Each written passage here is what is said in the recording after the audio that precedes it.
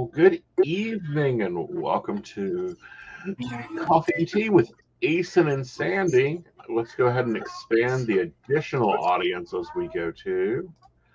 And, gotta love it when you can't do things the way you used to, so you have to do them differently or hack it a little bit. So I've been waiting for you because I got a question for you. Okay. If a network says, oh, we're going to give you a pay raise, 4% pay raise, that's what you think. It's going to be a 4% pay raise because we're going to standardize our finance. We're going to standardize your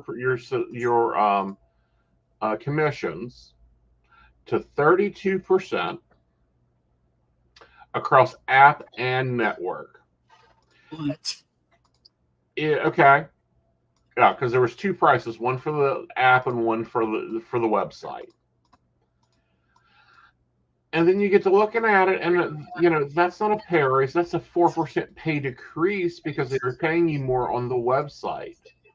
Would you point out that that is actually a pay decrease for 10% of your revenue? So would I point out that it's a decrease or a 10% increase? 10% decrease in your revenue because they actually raised just the app rate. They lowered the 10% off the website. Yeah, they finagled you. It's not an increase at all. It's a finagle. It's a hoping that you're dumb enough to buy it. Yeah, Aeson wasn't, of course not, but yeah, I got that in on one of the networks, and I'm like, oh, I can't. And one, I fed them the riot act and said, fine, I'm raising my price. Oh, sorry, can't be no $3.99 a 32%, commission rate. That sounds terrible. Oh yeah. No, there's definitely a decrease. Well, not even an increase. It's really a nothing. It's a nothing. It's not an increase or a decrease. It's a nothingness. The kind of one that does the other, and it does end up being a bit of a decrease. And so they make it sound like you're stupid. And you're gonna when they say increase, that you're gonna buy. Oh, I'm so excited. And then you're gonna be wondering why you're earning less money. Yeah, you're gonna be bewildered. It's why I take offense to even when I take offense to how dumb that they think we are because of what we do. Yeah. Well, and here's the thing. I don't think that they understand that we've been playing the commission game and the percent by percent game for so long. We can look at it and go, that's not a raise. That's not an increase. That's a decrease. But but 90% of our users use the app, so it's an increase. And it's like, what about the other 10%?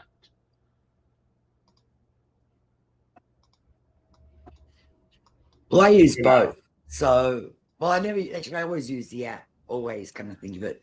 But the calls come through on the app, so I always feel like both. Right, but no, this is a network and they're talking about the users using the app or the website. I get you. Yeah, and it's like, no, that is a pay decrease of at least 14%. And they're like, what do you mean? I was like, well, if only 10% of your users use the app, you've decreased the rate. I mean, only 10% use the website, you've decreased that rate by 8%. So, no, it is not a total win. It is not a pay raise. It is a simplification of your accounting, not mine. Well, it's bad accounting. It kind of makes no sense at all. I don't know how Right. Yeah, my theory is, this is what I think happens. People have these jobs. They run out of things to do. So they start appearing non-productive. Right? So they have to do things and have to fix things that aren't broken to make it look like they're doing something. So they start messing with stuff. And I find that happens with us a lot, that they start messing with things that aren't broken, and then they break it. And what's working really well becomes broken. Right. Up in arms because once they've done what they have to do in order to make everything good, they've got nothing else to do except maintain what's good, but they don't maintain it. They keep wanting to brainstorm all the time, like they have to or something. Right. Well, but the network we work on together, that one, there's so many things broken. We could keep all of them busy for a month, maybe two. Right. Maybe even a full 2 months, we could keep them busy. Right. But they don't fix anything. If they fix one thing and something else breaks, it's like a domino effect. Right. Well, that's because no one knows what the other one done last Sunday. No one done was because they don't document nothing. And we have to sit here and play games with it. Like, oh, okay, so you designed this listing. You designed this. I don't know. Let me give it throw it out there. You designed this mailing listing, for our audience members that does X. So what does it really do? What does it really affect? And why do we need to use this when we're already managing our own customer base? Like, all we need you for is to put calls through and do the advertisement we pay you to do. That's your job. And maintain everything. That's it. Yeah. That's nothing else. Not when we call in or write emails, say, you're not promoting, or you're not appealing enough, or send 3 minutes to get more feedback, or what it's ridiculous, completely, absolute. It's game. And we're supposed to be so dumb, and we're supposed to buy it. And the people that they're tearing their hair out, wondering why they're not getting calls, and the website's all glitchy, and all they're hearing is send 3 minutes, promote yourself. This it's like craziness. It becomes crazy after a while. Well, it becomes crazy. It becomes crazy in general, especially when when you're like me, and it's like, okay, telling you to promote yourself, fine. Yeah, that's all well and good. That's all well and good. However, we already, you already promote yourself. You've already hired a third-party marketer to do that. You already maintain all this other stuff. They don't think of the simple stuff like, Sandie, have you restarted your computer within the past 3 days? Have you turned your phone off and turned it back on? Because here's the part they won't say. Because our system monitors cookies, and those cookies tells our system who's active and who's not. And I think your cookie is probably expired.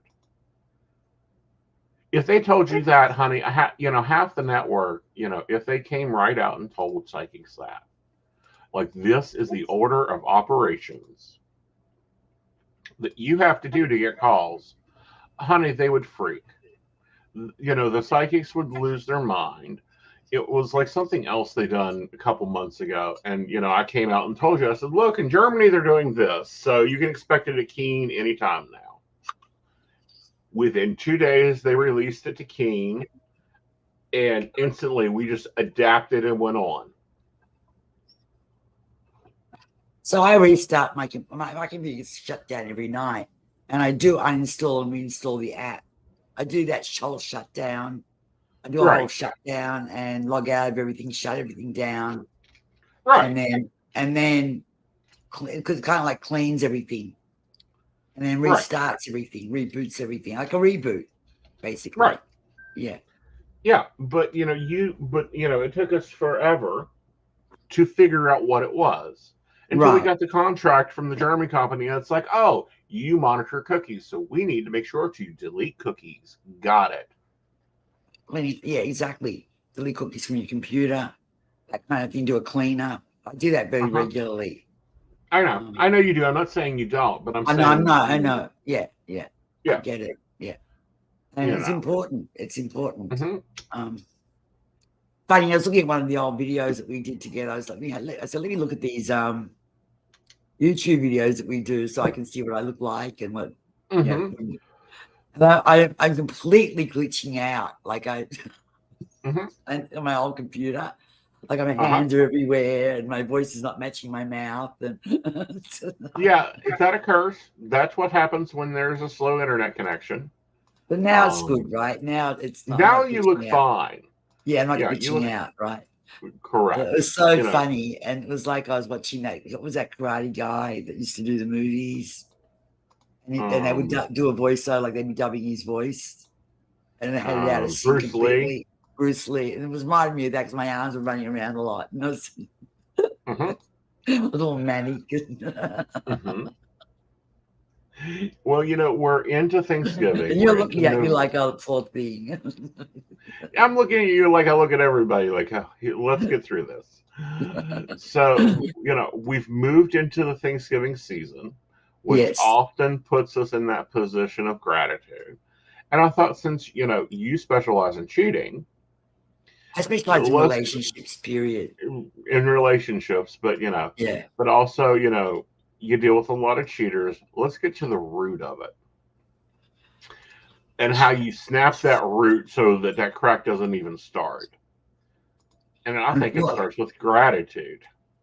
You're correct. Look, gratitude is extremely important in a relationship. We need to show each other that we appreciate each other and what we do Mm-hmm. for each other and understand each other. But also, respect is a very big Mm-hmm. number as well. Right. Sadly, respect and gratitude do not correlate with cheating. See, I see it as a different point of view. And here's why. When a person 19 times out of 20 go, why does he cheat? And it's because he wants A, excitement, B, he's looking for fulfillment, or C, he feels like he doesn't belong. He doesn't have a place. That's he's reasons why one would unimportant to cheat. you. Right. Yes, that's reasons why one would cheat. However, you can respect and appreciate the hell out of someone. It's not going to stop them from feeling bored and wanting to go sleep with someone else, or it's not going to stop them from falling out of love with you, unfortunately, or grow away from you, because it's so complex and it varies so much.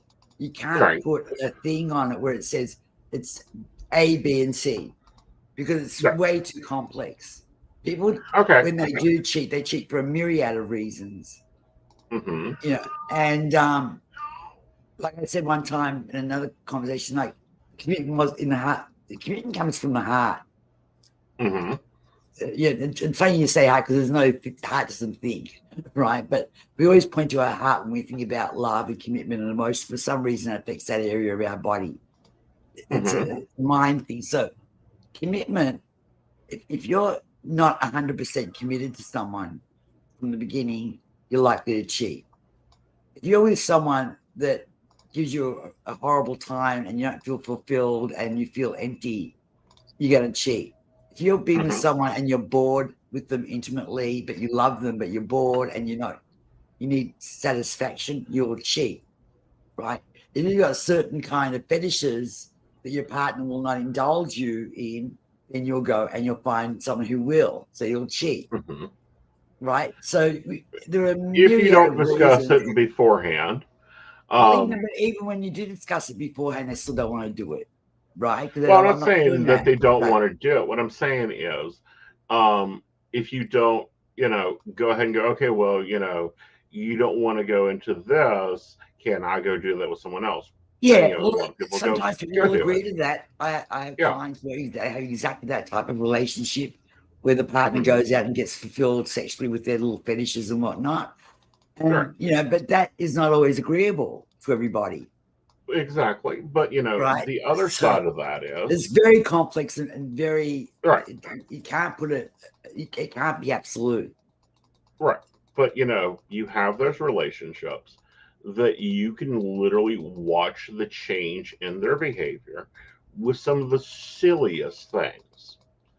Starting with gratitude. Or not. Yeah, some people some people are stupid. Yeah, They do dumb most things. people are. Yeah, and they do dumb things. And like, for example, they're home after work every night religiously for the whole relationship, and you always know where they're at. All of a sudden, they're not home. Mm-hmm. They don't want Right? to be home. Yeah, and all of a sudden they're not coming near you, and all of a sudden they're going to the gym and they're working out and they're buying new clothes and they're getting a haircut or putting on, doing things they never did before. And hang on a minute, you're cheating. Mm-hmm. What's up, right? Right. Yeah, they're usually the signs when they start to look after themselves a little bit more than what they normally would do and stuff like that, or they're not home, or they're not the intimacy is not there anymore, or little things like that. And sometimes you'll get someone will be accused of cheating because they're tired, and they're too tired to have sex. So immediately they're cheating. Right. So, but Well, I don't know about that one. Not that. Yeah. Because and it really depends on what's going on within the person's life. And that's where you've got to start paying attention to your partner. Have they decided that they actually want to take their health seriously?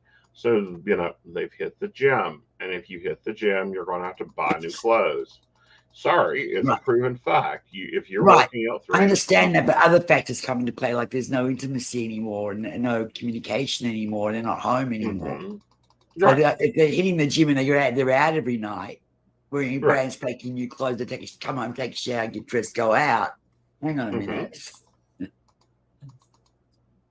Yeah, so, but you can't, it's a different thing to sit down and say to your partner, I'm going to start going to the gym, and I want to start taking vitamins, I want to start eating better because I want to lose 10 pounds, I feel like a slob, I want to go get some new clothes, let's go shopping, do you want to come to the gym with me, let's go do water aerobics, whatever. That's different from suddenly your partner just not being there. Right. Or, how the partner comes home too. Oh, well, if they've been cheating, they come home clean and fresh because they had a shower before they got home. No. No. They come home and 4 minutes in the door, you're whining and bitching at them because the dishwasher blew up. Your day has been terrible. You're just unloading all 15 barrels of nagging, take the trash out, you parked the car in the wrong spot, yada, yada, yada. Oh, God. Sorry, I'm going to the gym. Bye. Yeah, that's different. That's a whole other ball. That's another thing. That's a whole other way, moving away from cheating. That's what ends a relationship altogether. Right. And it's like there's zero appreciation and gratitude for the fact that person's been out all day working. Right. When they get home, all they want to do is just have some time to themselves, relax. Don't want to do anything. Right. They're not asking you to do anything. They just don't want to do anything. Right.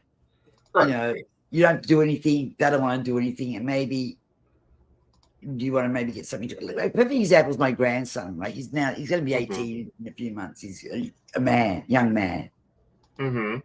He's in senior year at school, and it's rigorous. He wants to get high grades, so he's really focused, and it's rigorous, And he gets home, and I've been home all day, right? And I know that, and I say, for example, the garbage has got to get taken down, and I know my back is out, and I know I've got to ask him to do it, and I know he'll do it, but I don't lay it on him like the second he walks in the door. I don't say, hey, you're home, take the garbage down, do this, do that, bam, bam, bam, bam. How was your day? Everything all right at school? This, that.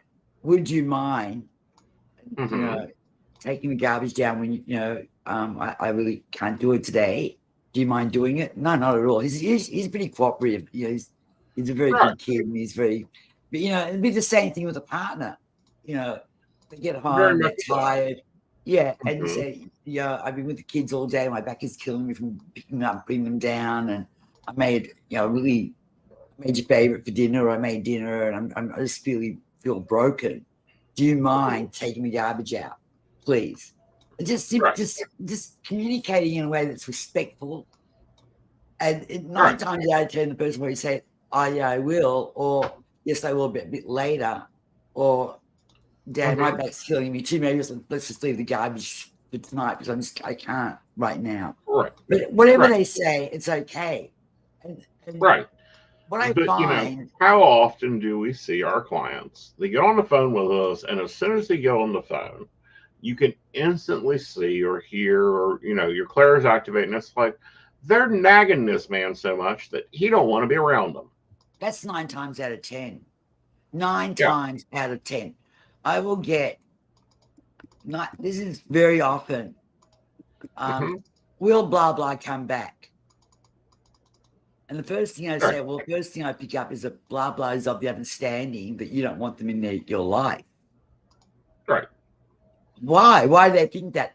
From what I pick up, you've been very angry with this person for a very long time, and they've decided, you've convinced them that you don't want them around. Right. Oh, yes, I was angry with him because he wasn't communicating. I said, what wasn't he communicating? Yeah. But what were you not hearing that you thought he was? What did you think he was not communicating to you?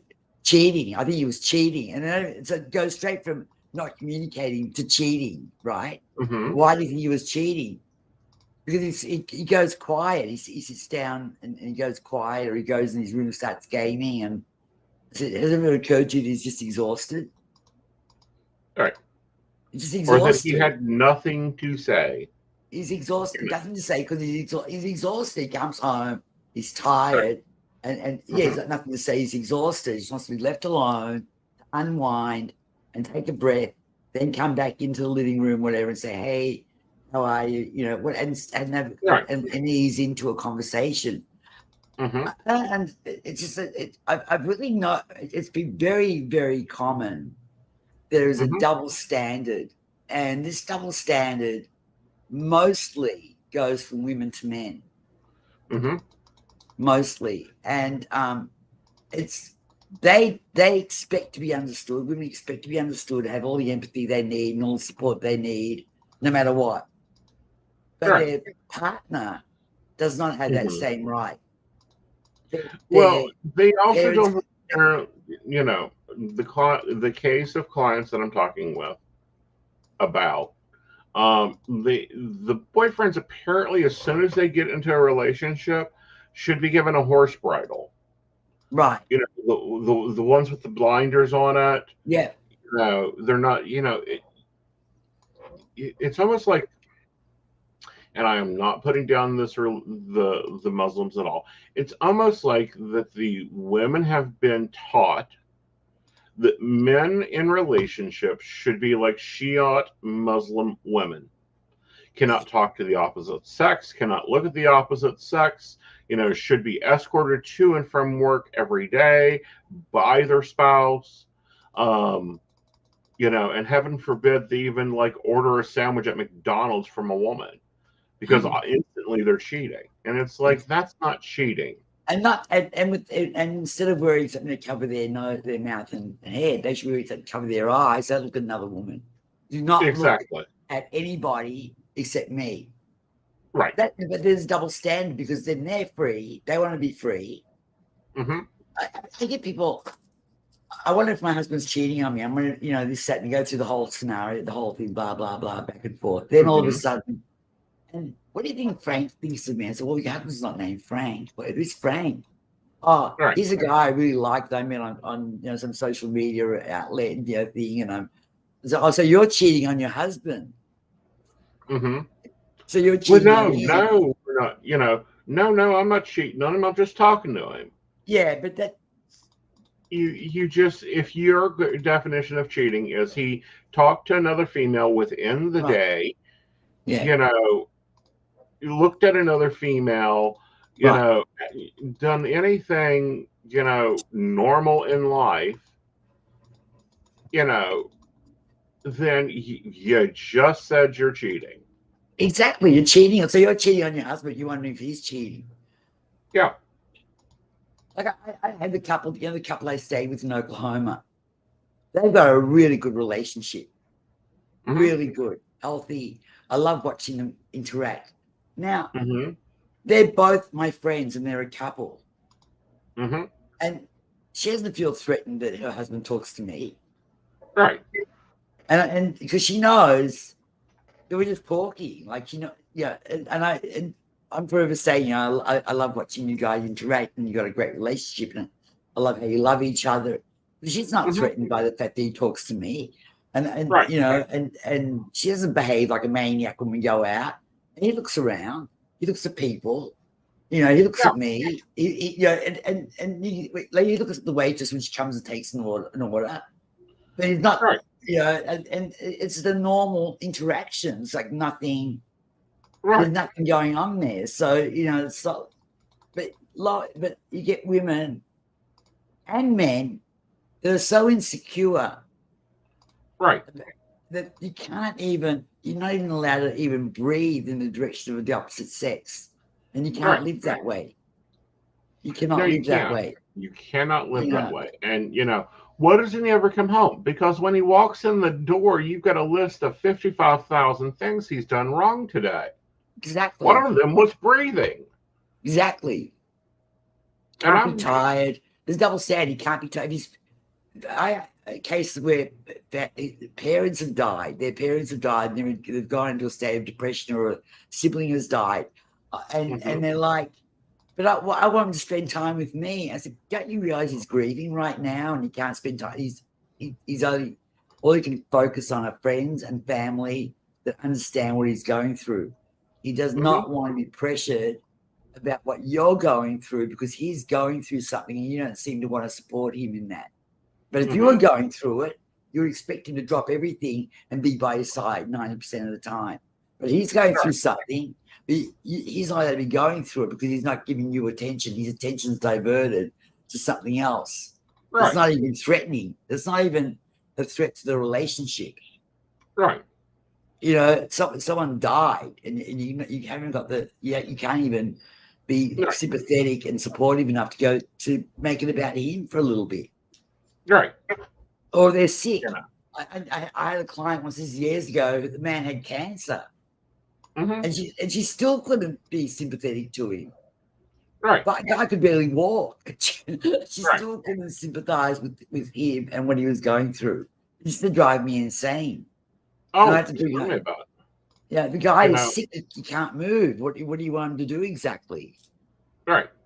It's bizarre what goes on, how self-centered. And these same women will have the audacity and turn around and call these men narcissistic. Talk about call a kettle black.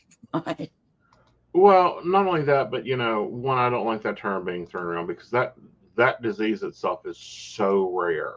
It is. Thank you. And I'm like, no, they're not narcissists. They're humans that had a life before you entered it. Yeah.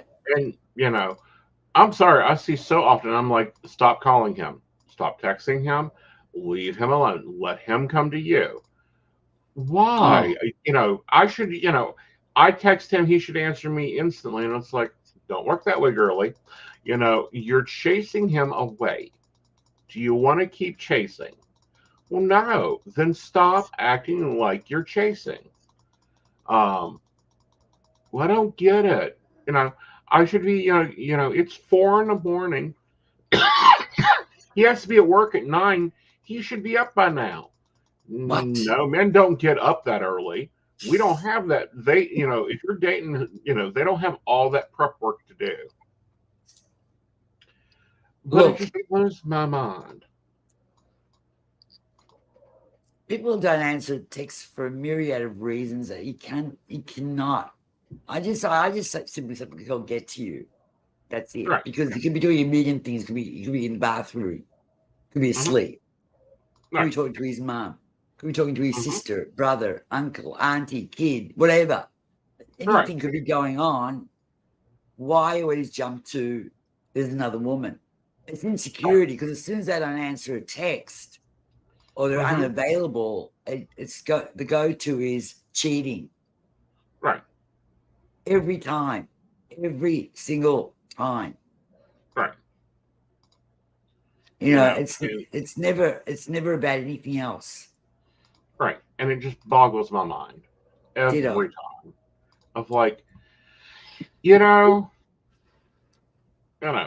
one of my partners, about the only thing that I'm going to be like, You fucking cheated. I'm throwing your ass out. It's like, oh, and I find that they've opened a bank account with someone else. They've gone and they have, you know, bought another residence and gone and, you know, done something to that effect. That's when it's like, now you come over here and let's get this unraveled. That's my definition of cheating. They know this. Yeah. We have the same definition of cheating. Yeah. I don't get why couples don't sit and discuss what is cheating. What is, you know, and be reasonable about it. But also to actually express gratitude when they walk in from the door. Thanks for coming home. When they answer, you know, when you've been on the phone for 30 minutes with them, thank you for taking 30 minutes out of your day to talk with me today. I wouldn't just thank them for coming home. You know, Yeah. I'd be like, just good to see you, or how was your day, or just leave them alone, or if they're a bit grumpy, let it be. Get dinner organized, whatever. You would be surprised the behavioral changes in men that have reached that point of I don't give a fuck anymore. No, I'm not surprised. When you say, because I know how I am. Yeah, when you say, thank you for coming home. It's so good to see you. Honey, they will jerk up, turn around, do backflips across the moon to get back home again. Be more like good to see you rather than thank you. It's good to see you. How are you? Mm-hmm. Like I always say to my daughter and my grandson when they get home, being out there all day, it's good to see you. You know, hi, it's good to see you. And so the immediate contact when they first walk in the door is always positive, always. Right. You know, and then I leave them alone, both of them, because I know they're both unwinding. So basically I let it be. I don't say anything, you know. A little while later, you don't. You know, I know you don't. I know you, but no. If you got a man who's acting like he's a real problem with coming home on time before dinner, next time he does, thank him. Correct. Watch and see that behavior jerk itself directly in positive the other direction. Reinforcement. When if he decides if he's not coming home because it's been a drama and he goes and has a drink with the boys after work, whatever. Not so much cheating, but taking a drink with the boys or whatever, like, you know, talking, and then comes home late. I mean, that can be a bit upsetting because you know, like you would want to talk through why that is happening and you want to modify your behavior a bit. But when they finally do start coming home on time, yeah, sure, I really appreciate you coming home on time. You know, but be gentle conversation, conversation, not combative conversation. You know, but the sadness of all of that is no matter how well one communicates to the other, cheating can still happen. Right. Unfortunately. Yeah, it can. It's going to. But on the other side of that, you know, a lot of other things can happen for the better. We have to get worked out. Look, people have got to understand people are people, and we're not all the same. We've all been brought up differently, like raised differently, and we have sort of a little bit of different values, and maybe a little bit different beliefs and different moral values, and it's all very complex because everyone's a little bit different. So they're going to react to things differently and perceive things differently and understand things differently. And so I always feel like the best way to enter into a conversation that's going to be touchy, that's going to be a bit on edge, right? Do it gently. That's my thing. Just gently come into it. You know, I'm feeling a little bit like there's a change in the way you're interacting with me. Have I changed in the way I'm interacting with you? Is that what's causing the difference? Is it me? Have I done something am I doing something that's annoying you, that's causing this? Or have I changed? Or have you changed? Or have we both changed? What's different? Right. And, you know, you get a lot out once you start a conversation gently. Like I've noticed you coming home a little bit later lately. You know, is there something going on? Are you depressed about something, or what's wrong? What's wrong? Is something wrong? Mm-hmm. You know, they'll tell you. They see they're getting a gentle response. What causes avoidance of talking a lot is combative behavior. Like you said, they get interrogated, they get yelled at, they get accused of stuff, and eventually just drives them nuts. You know, they don't want to talk about anything anymore. Like you said, they don't care anymore. They don't want to talk because they know that every discussion is going to turn into an argument, and they can't be honest. They and don't want. And even if they are being honest, not being believed. So it becomes a catch-22 situation, this thing called learned helplessness, where no matter what they say, they're wrong. So they stop saying anything. They stop talking. Right. It's learned helplessness. They stop behaving. They stop pandering to, you know, in doing the things that you like, doing the things you want them to do because they're tired of doing that. Well, they can't do anything right. So they stop doing anything. So that's called learned helplessness, where everything you do is wrong. So you just stop doing anything. Right. That's it. You just don't respond anymore. And then eventually you meet someone that does talk to you like a human being. Right. And then you start holding your relationship heads for cheating. But that usually evolves into I'm breaking up with the current and moving on with the new one. Right. That's it. Especially when, you know, and I don't care who it is. I don't care how much you have a way of doing something. If they pick up and they actually just pick up, like they go through, they do the housekeeping for you, thank them. I don't care if they miss the baseboards or if they miss the dish. Thank you for doing the dishes. Thank you for cooking. Yeah, of course.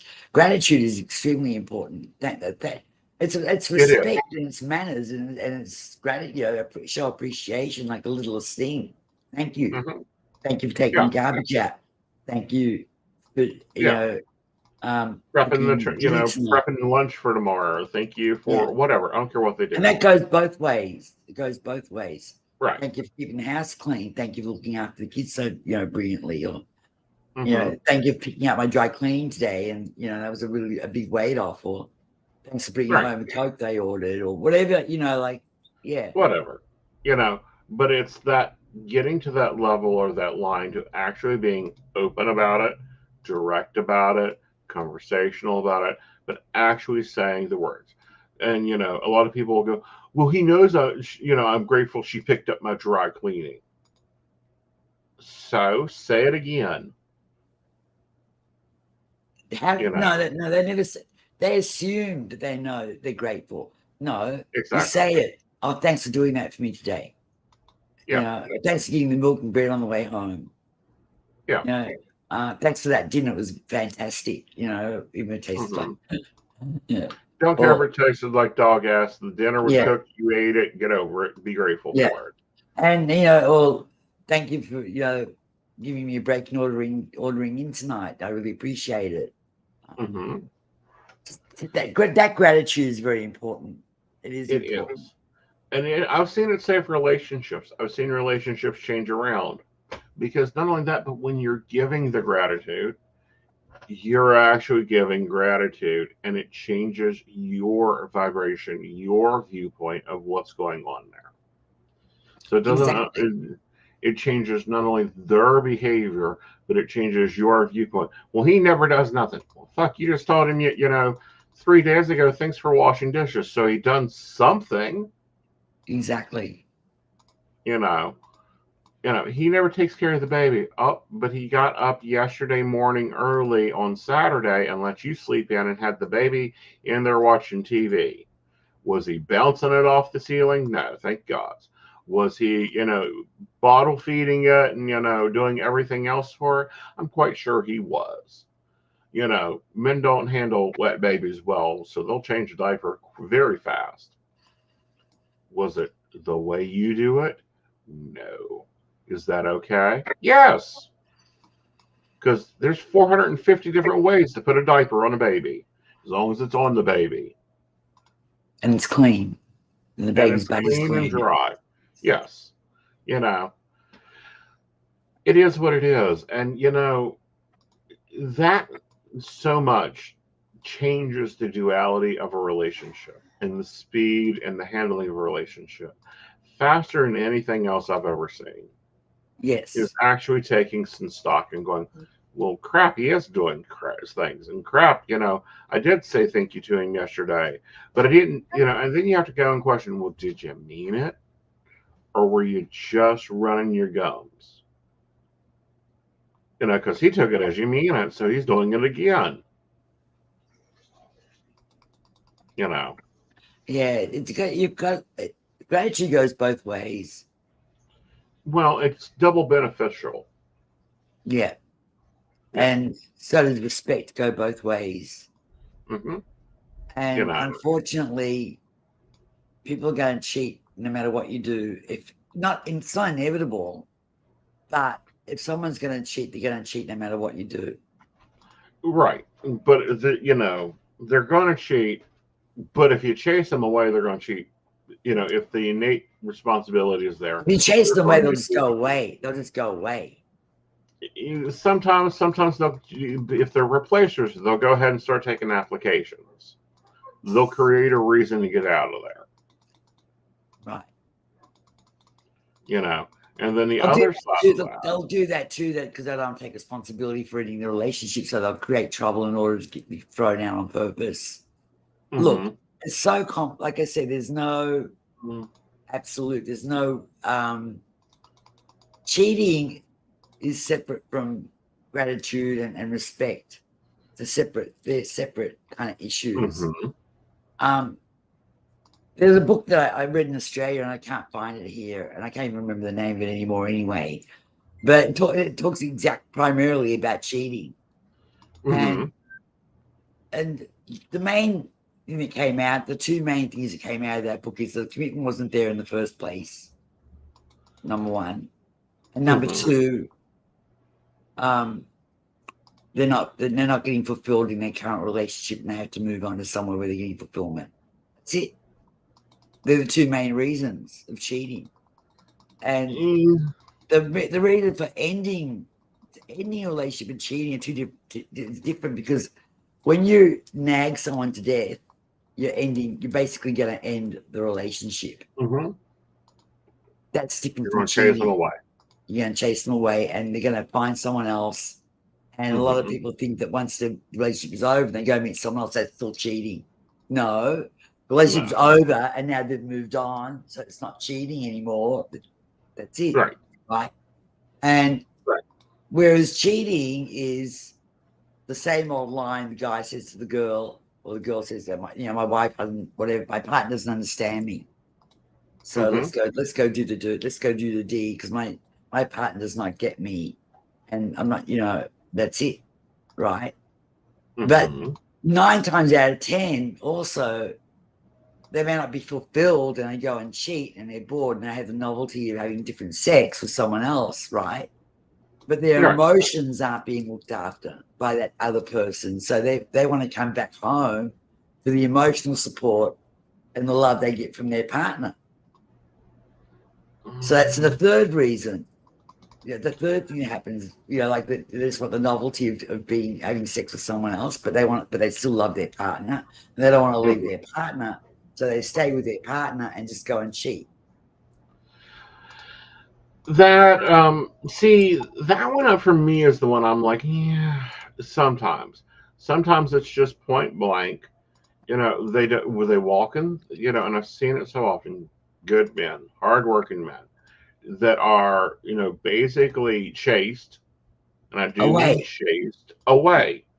But they end up leaving the relationship altogether. Mm-hmm. Yeah, like it's headed out the door. Yeah, so that's not cheating. They're so alienated and so convinced that you don't want them in your life anymore to go meet someone else. Mm-hmm. And they're still in a relationship with you, right? So it's kind of cheating for a little bit, but that someone else that they meet is going to be the beginning of a whole new relationship and the end of their current relationship. Mm-hmm.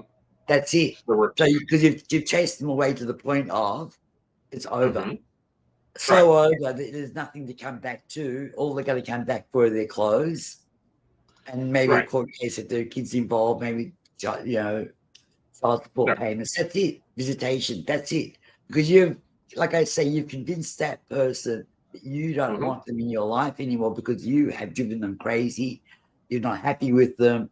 You're always confronting them. You're always combative. Everything they do is wrong. They've met someone else. They've moved on. They met someone that appreciates them and respects them and loves them. And you had that, but you blew it. Right. Then he doesn't love me.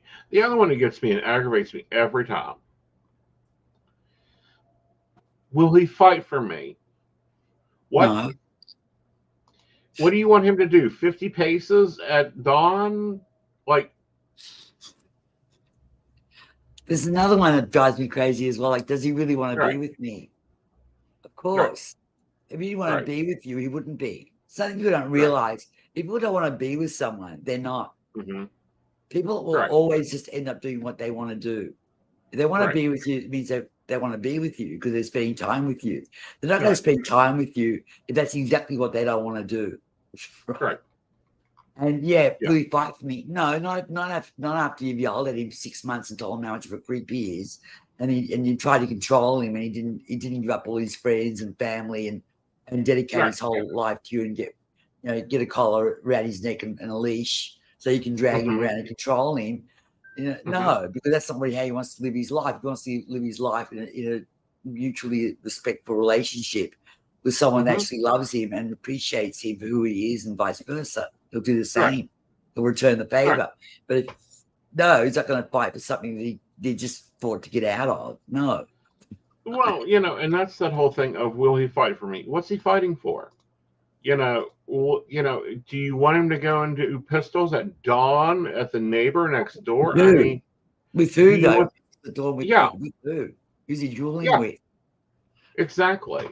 Do you want him to go beat up your high school bully? I'm sure he can locate him on Facebook.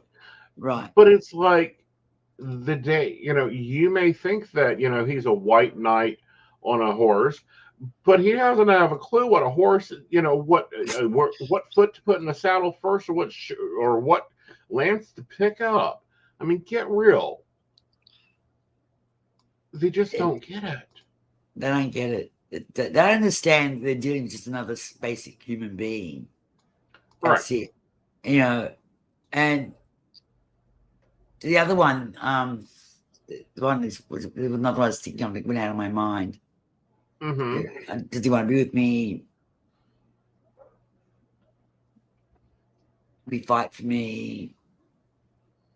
There's another one. Why isn't he talking to me? He has nothing to say. Men run out of crap to say, especially if they live a boring life, which most men do. Yeah. Most men are just average Joe Blows that they feel grateful. They're in a relationship period and want to be loved, to have their insecurities like everybody else does. And if they get told that they're horrible every day, they're going to walk away because they're going to think, well. Yep. They don't want She's up for me. She doesn't like me. Yeah. Nope, that didn't work. That's not going to work. I'm not good enough for her. I put on 5 pounds. She must have wanted a thinner guy now. Whatever it is. Whatever it is. Yeah, men will create reasons why they are not good enough. They don't need women to do it too. Well, they don't need women's help creating their bad why they're not good enough. No, that's what I'm saying. They're already feeling insecure because everyone feels insecure about something. Everyone's got that. That's common. Everyone on the planet feels insecure about something, right? And all you need is for someone to tell you how horrible you are every day to compound what you're already feeling. It's over. It's over. Like, it's done for. It's finished. Right. Yeah, you're this and you're that and you're a cheater and you're a liar and you're this and you're that and I don't believe you and you didn't really go with your friend, bowling the other night or go fishing, or you didn't really do this. Or you're a liar and you're a liar. You're gonna say, okay, I'm a liar and I'm all these horrible things. I'm leaving you. Then they're on the phone to me. Oh, will he come back? No, because you told him you didn't want him around. Yeah, you ran him off like a sack of potatoes. Yeah. Yeah, and or the favorite television was you're a deadbeat. Dude's working 60 hours a week, coming home, going to sleep, getting up, doing it again. Oh, I loved you. She's having some claw issues today. That's what she wants. That's what she's doing. Okay. It's her time of the season, and she apparently thinks that she can claw me, and it's like, no, we're not having this. Right. But it just blows my mind. Like, I've seen beautiful, great relationships blown up out of pieces. He likes someone else on social media, so he doesn't love me. What? He still has pictures of his ex on Facebook. Yeah, and of the trip to Cancun that he worked, 3 years to pay for. Why wouldn't he keep those pictures? Exactly. Look, people place way too much importance on what they see on Facebook or what it is. I said, what would you rather be? What would you rather have with this guy? Would you rather just be one of his Facebook friends where he likes your posts, or do you want to be in a relationship with him? Which one do you want to be? Because that's all that person is, just a Facebook friend. You may not even know who that is, right? Because a lot of people have a lot of followers on Facebook and what, they don't even know who the hell they are, right? Right.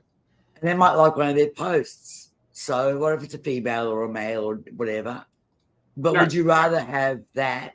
Would you rather have that? Would you rather just be a Facebook post that he likes, or would you want a relationship? Which one do you want? I want the relationship. I don't want. So what you don't want him, you want to control him and not and tell him who he can and can't talk to, because that's not going to work. Right. You want to tell him who he can like and not like. It's not going to work because he's free to like and not like what he wants to not like, whatever. Right. And he gives you the same freedom. You have the same freedom.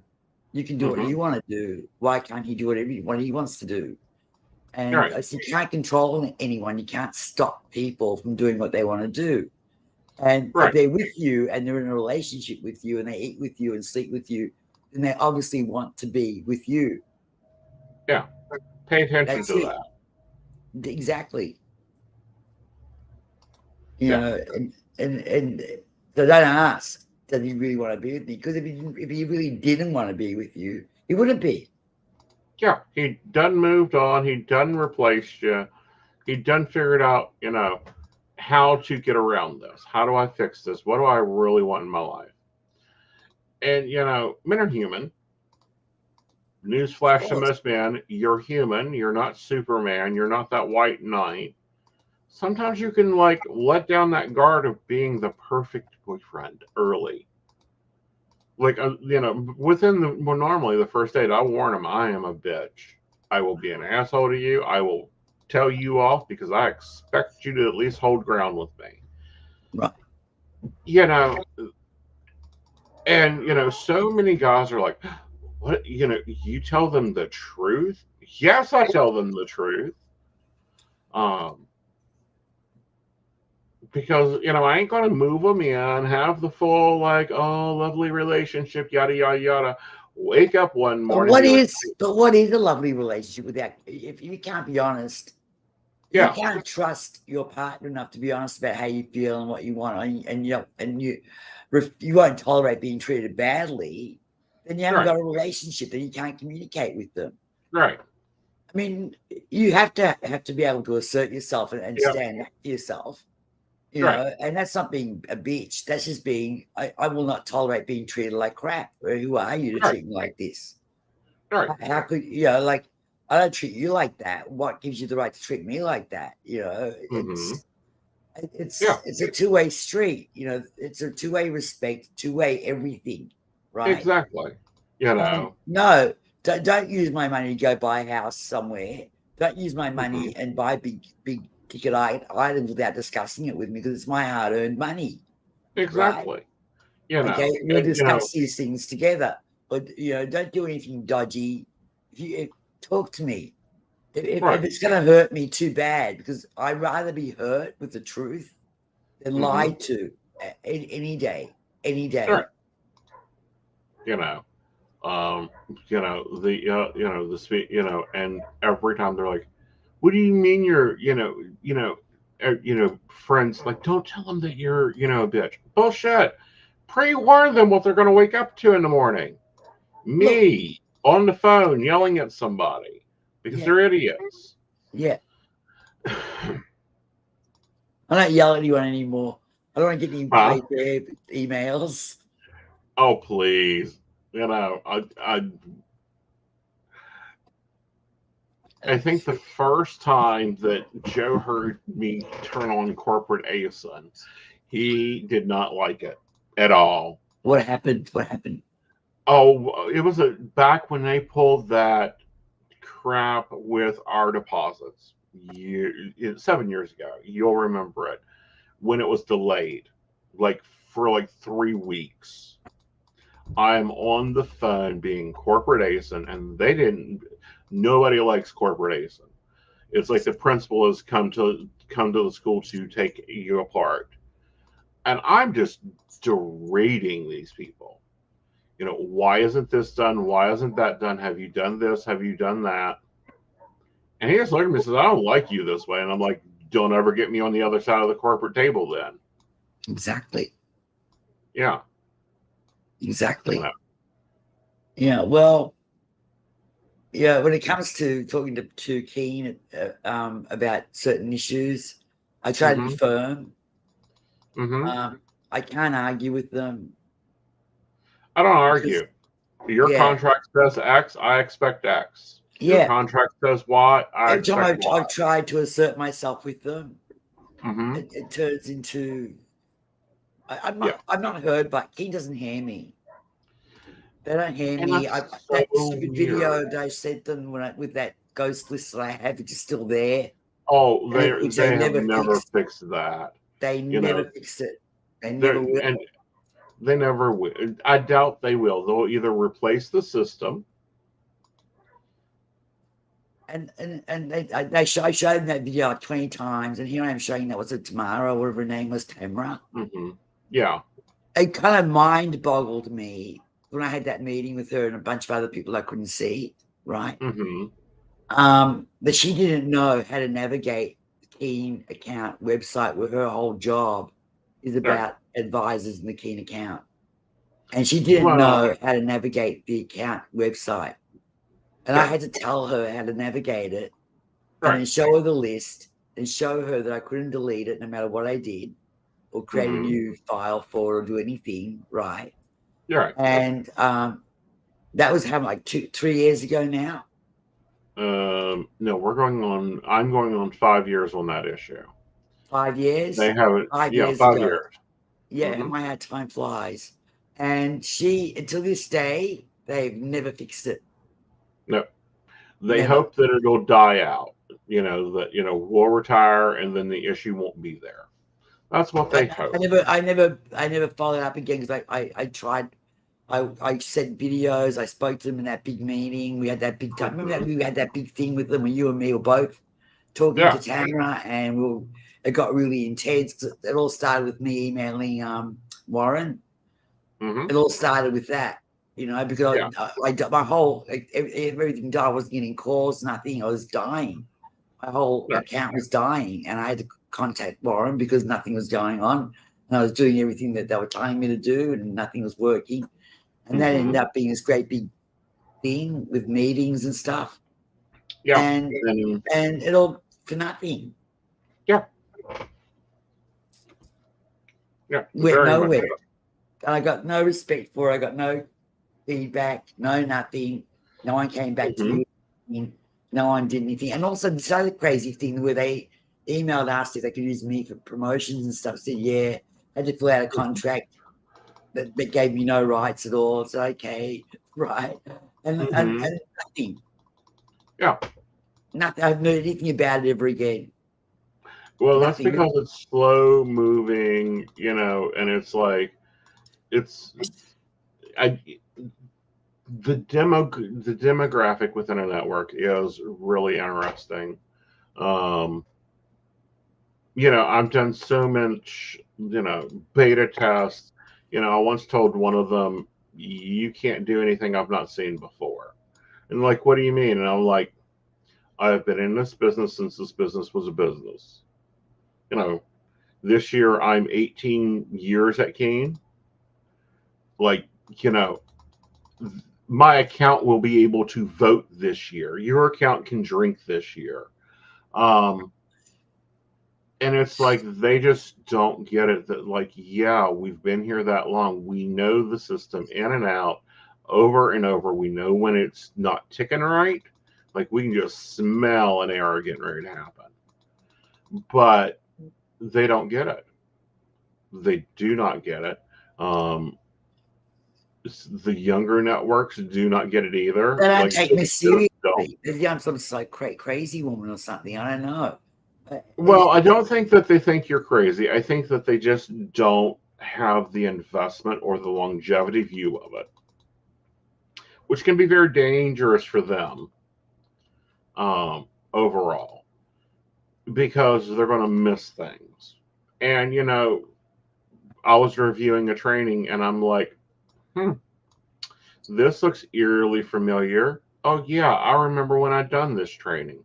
Let me go pull the video of it. Here you go. Teach the whole lesson instead of just part of it. I don't watch those training videos. I ignore them completely. I know. Okay. What am I going to watch them for? I'm sorry. Laughter. Nah. I like looking at funny TikToks and sharing that. I'd rather share those instead. Mm-hmm.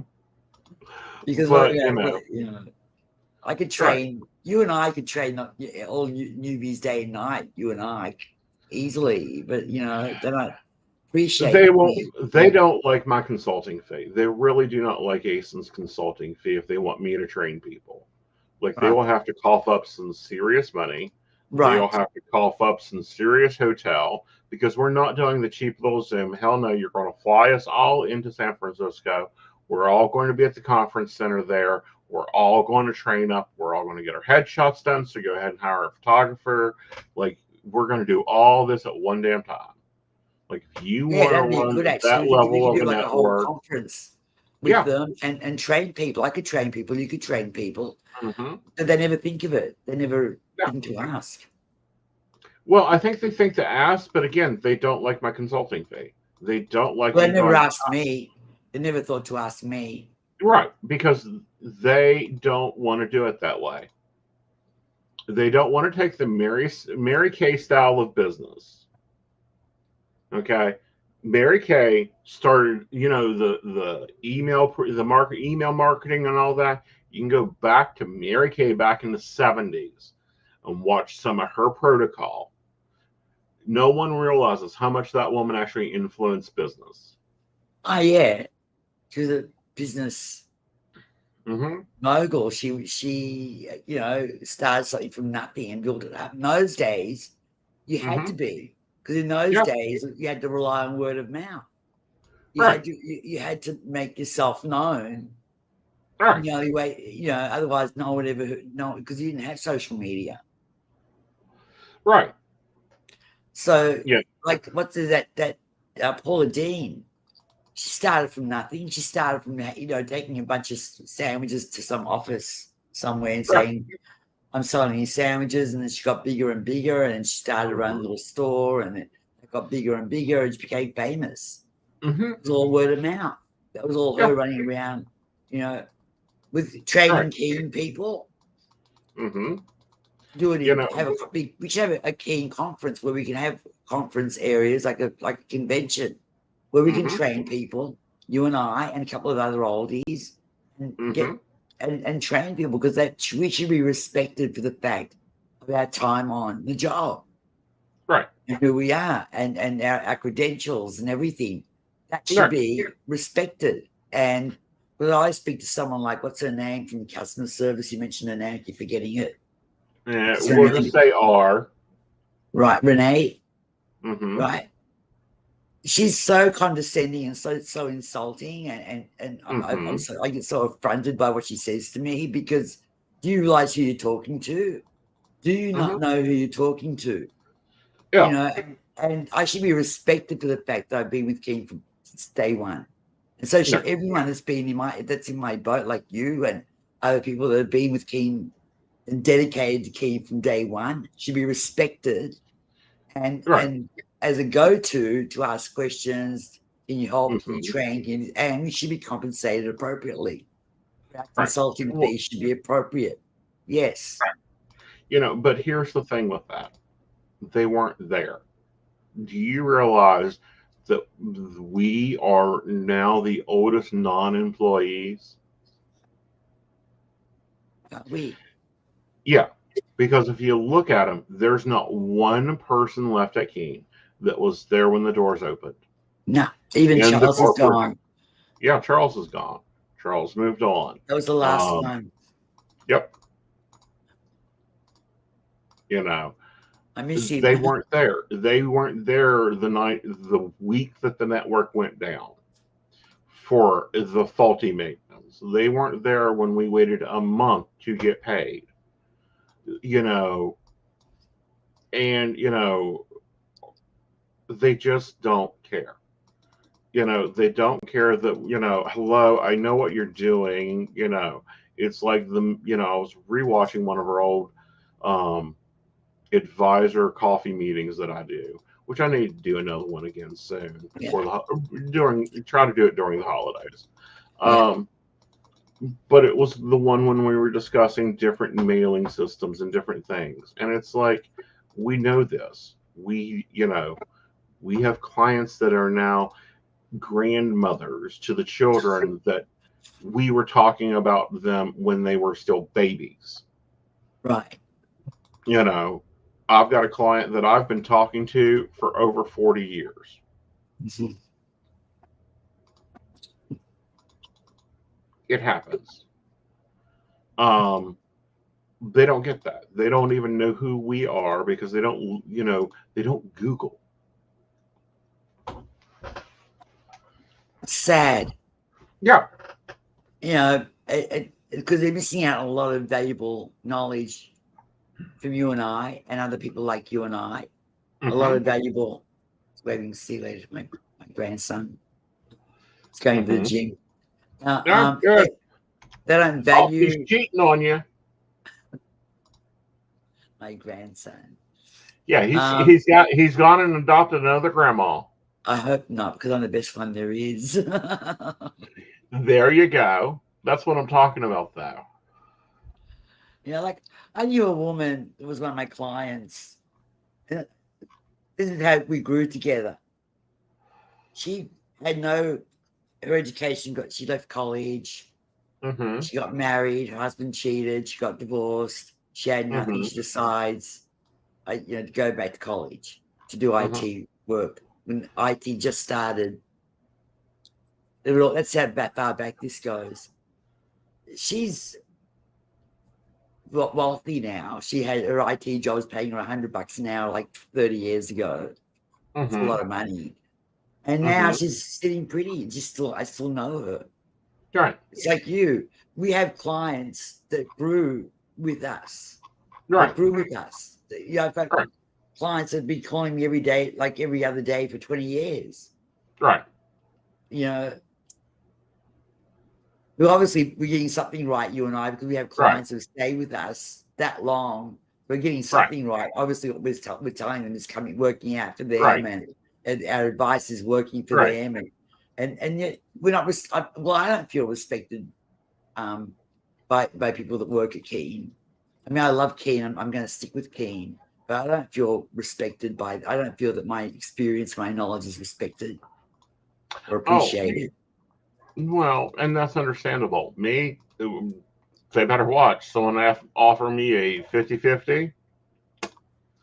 No, they would have to pay. You know, they offered me a 70. We should have got paid for those meetings we were doing for the app and everything. We should have been paid some compensation. I'm still waiting for my chocolates. Sorry? I'm still waiting for my chocolates. they're not going to pay me anything, no matter what I say or do. Mm-hmm. But yeah, I have to work for every. I mean, that was work. Like they want our input. They should pay us for it. They want us to consult. They should pay us for it, and they should pay us healthy for it because we've got a lot of important knowledge to impart. Mm-hmm. They think it's easy to answer calls all day from people, and you've got a whole life and you're responsible for. You got to make sure that person gets off the phone, feeling good about who they are and ready to make new decisions in reference to their life and their lifestyle. Mm-hmm. That's it, and that takes a lot of skill. It's not something that, someone decides, I'm going to go to Barnes & Noble, buy a set of tarot cards tomorrow, and then go work on a psychic line. And they got a little book there, and they don't understand how it works at all. We have to be psychologists. We have to be shrinks.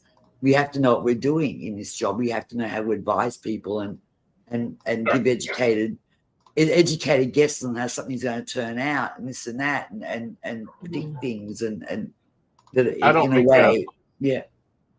I don't make guesses. No. I'm just saying educated guess, and sometimes you have to make an educated guess on some things. You do. Right. But they just don't get it. Like I'm thoroughly convinced, Betty Davis did an interview probably back in the early 70s, and she said, the studios are no longer owned by actors or directors or people in this industry. They don't understand what they have, and they don't understand how to make it work. And I thought that was the weirdest statement until I'm now in the psychic industry. And I've now sit here and watched every network that was started out by a psychic, an intuitive, an engineer that are no longer that way. They don't have a clue how it works. And I swear, if I hear another CEO come to me and go, "Oh, I'm a big fan of yours. I see everything that you do is really important, and we just, you just help so many people," I'm gonna barf. Because no, you're not a big fan of mine. You've never called my net. You never called me on the line. We've never had a conversation until you sat down to meet with me, and you've got a clock running. That you really didn't want to take this meeting. You're only taking it because you have to. You get up at 10 o'clock at night and you sign in. And you sit here and you listen and you help these people and you actually know what the tarot cards are and go, and actually put some work in, then come back and let's have a conversation. Exactly. It takes a lot. It takes a lot to do what we do. And you have to be highly intuitive. You have to have that gift. Well, you got to have that gift. You also have to have the ability to sit there and go, okay, so what's the real game? Exactly. Why is it that I made 9 cents for this 3-minute call? What promotion did they do? What coupon did this customer use to get that sale?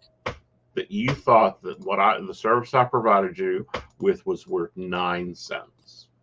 Exactly, like that new 5-minute deal they've got now, which we get $1 a minute. $1 a minute, I'll take. 9 cents for 3 minutes of work, I'm not really happy with. Is it do we get $5 for those 5-minute calls? Is that new 5-minute promotion? No, they pay $1 for 5 minutes. What do we get? You get your 5-minute thing. Like if your 5 minutes is $1.68 a minute times 5, so you'll get the $8.40. Not on the 10-minute one, no. $2.99 for 10 minutes, no. I don't know exactly what you get. That's $10. I know what I get. They always make $10.72, so I get $1 a minute. Yeah. on that one. Right. The 3-minute one's 9 cents, because whatever the person paid for it. The other new promotion they have is that $1 for 5 minutes. Right. I don't know what they pay for the 3 minutes. Is it the first 3 minutes free? Right, but you get paid for that. Like Yeah. you're paid your normal rate. No, Exactly. this is another network I'm talking about. It's not King. They paid me 9 cents for a 3-minute call. I about ate me a CEO for lunch. And you're like, well, we hadn't noticed that. And I'm like, how do you not notice exactly what you're paying your advisors? Well, you have to look at the coupon and what we spend. I don't want to hear what you spend in marketing. I know what I drop in marketing every month. If they're paying for marketing already, does that mean they're double dipping? You're already paying a percentage to them for marketing anyway, what you earn. Exactly. That's what you're supposed to be doing with that. Well, I got to figure out their new percentage. 68%. You got to go and do. You should include your marketing in that 68%.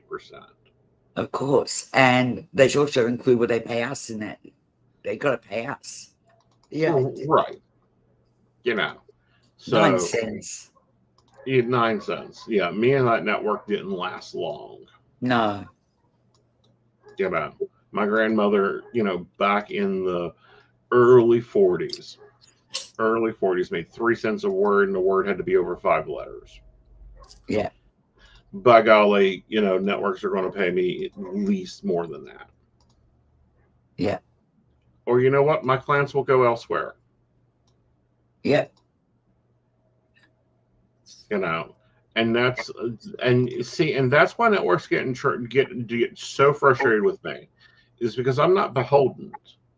I'm not like, oh, great network, you bring me the clients. No.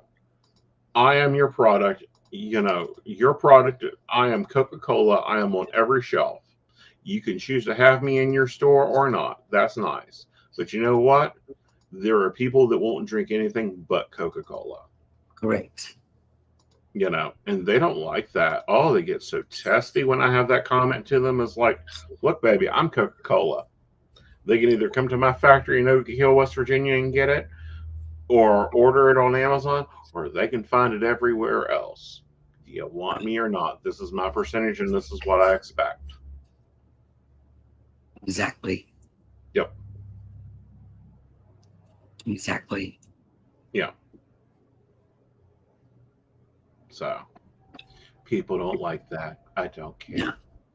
No. I mean, I think I've seen you in meetings, and I've read emails that you've written, and I think you express yourself very well, very precisely, to the point, very clearly, and people don't get it.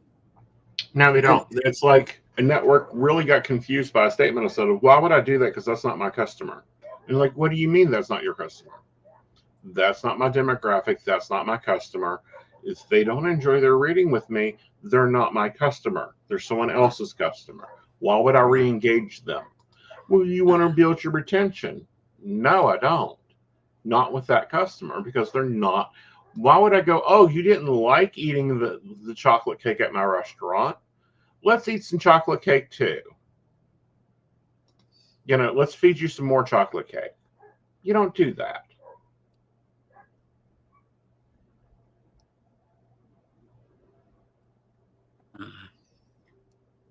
I don't even know what my demographic is anymore.